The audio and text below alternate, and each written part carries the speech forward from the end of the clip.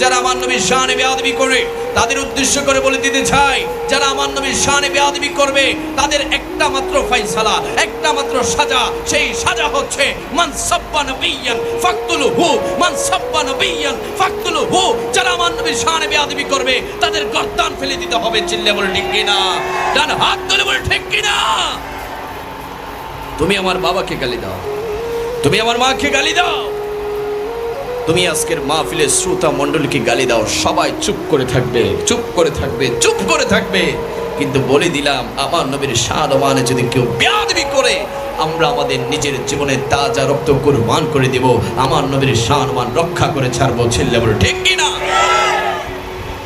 আমার নবীর শানে বেয়াদবি হচ্ছে, কিন্তু যুবকরা চুপ মেরে বসে আছে, আওয়াজ নাই, চিৎকার নাই, হুঙ্কার নাই, কারণ আমাদের এই মানটা ঠান্ডা হয়ে যাচ্ছে। তারা নবীর শানে যারা বেয়াদবি করে তাদের প্রতিবাদ করছে না। অথচ বাবা অবাক হয়ে যাবেন, আমি ছোট্ট একটা ঘটনা বলছি। 1923 সালে ওই ব্রিটিশ ভারতে এক শয়তান মালাউন, যার নাম হচ্ছে রাজপাল, ওই রাজপাল আমার নবীর শানে বেয়াদবি করে একটি কিতাব লিখেছিল, একটি বই লিখেছিল। ওই বইয়ের নাম হচ্ছে রঙ্গিলা রাসূল। জোরে বলি নাউজুবিল্লাহ। ওই বই লেখার পরে, আমার নবীর শানে বেয়াদবি করে রঙ্গিলা রাসূল নামক বই লেখার পরে ব্রিটিশ ভারতের মধ্যে তুলবার পড়ে যায়। আমার নবীর শানে বেয়াদবি শোনার পরে মুসলমানদের অন্তরে রক্তক্ষরণ হতে থাকে। এই খবর মাত্র 19 বছরের একটা তাকড়া যুবক, 19 বছরের একটা যুবকের কানে যখন যায়, যার নাম হচ্ছে ইলমুদ্দিন রহমাতুল্লাহি আলাইহি, ওই ইলমুদ্দিন রহমাতুল্লাহি আলাইহির কানে যখন যায়, তার পকেটের মধ্যে মাত্র 1 রুপি ছিল।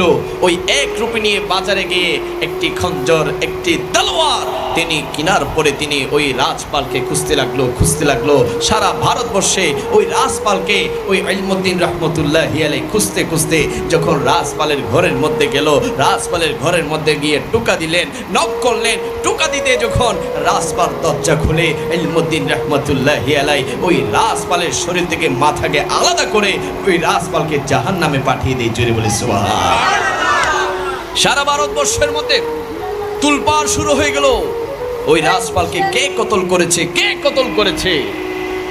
তখন খবর আসলো ইলমুদ্দিন নামক একজন যুবক, যার বয়স মাত্র হচ্ছে 19, যে কাঠ মিস্ত্রি ছিল। তখন ব্রিটিশ পুলিশরা ওই ইলমুদ্দিনকে যখন গ্রেপ্তার করে কোর্টের মধ্যে নিয়ে গেলা হলো, ওই আদালতের মধ্যে যখন তোলা হলো, সমস্ত ভারত পাকিস্তানের সমস্ত আইনজীবী অ্যাডভোকেটরা ইলমুদ্দিনের পাশে দাঁড়ালো যে তোমার কোনো চিন্তা নাই, তোমার কোনো ভয় নাই, আমরা তোমার পাশে আছি। অ্যাডভোকেটরা পরামর্শ দিল, যখন তোমাকে জজ সাহেব প্রশ্ন করবে তুমি কেন রাজপালকে কতল করেছো, তুমি বলবে আমি রাজপালকে এই জন্যই কতল করেছি কারণ আমার বয়স কম, আমার সেন্স ঠিক ছিল না, আমার মাথা ঠিক ছিল না, এই জন্য আমি রাজপালকে কতল করে তার শিরোচ্ছেদ করেছি।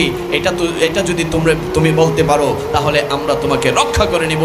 যখন ইলমুদ্দিন রহমাতুল্লাহি আলাইহিকে যখন কোর্টের মধ্যে, আদালতের মধ্যে তোলা হলো, যখন জজ সাহেব প্রশ্ন করলো, ও ইলমুদ্দিন তুমি কেন রাজপালের শিরোচ্ছেদ করেছো, তুমি কেন রাজপালকে হত্যা করেছো, ওই ইলমুদ্দিন রহমাতুল্লাহি আলাইহি তিনি বলে দিলেন আমি স্ব ইচ্ছায় স্বজ্ঞানে রাজপালের মাথা আলাদা করেছি, কারণ সে আমার জান, আমার প্রাণ, আমার কামলিওয়ালা নবীর শানে বেয়াদবি করে সে বই লিখেছে, আমি সহ্য করতে পারি নাই, আমি তার শিরোচ্ছেদ করেছি।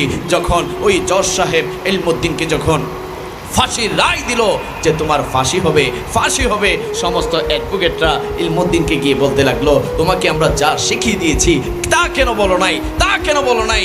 ইলমুদ্দিন রহমাতুল্লাহি আলাইহি চোখের পানিগুলো ফেলে ফেলে বলতে লাগলেন আমি কেন মিথ্যা বলবো, আমি যখন গতকাল ঘুমের ঘরে ছিলাম, ঘুম ছিলাম, হঠাৎ করে দেখি মদিনাতুল মুনাওয়ারা থেকে ওই সবচেয়ে গুম্বাদ থেকে রাহমাতাল লিল আলামিন নবী এসে আমাকে বলতে লাগলো ও ইলমুদ্দিন আর দেরি করিস না, আমি নবীর কাছে চলে আয়, আমি নবী তোর জন্য অপেক্ষা করে আছি। জোরে বলি সুবহানাল্লাহ। নবীকে ডাকার মতো ডাকতে জানলে, নবীকে ভালোবাসার মতো বাসতে জানলে আমার নবী দেখা দিতে পারে কি পারে না? এই বিশ্বাস আমাদের আছে না?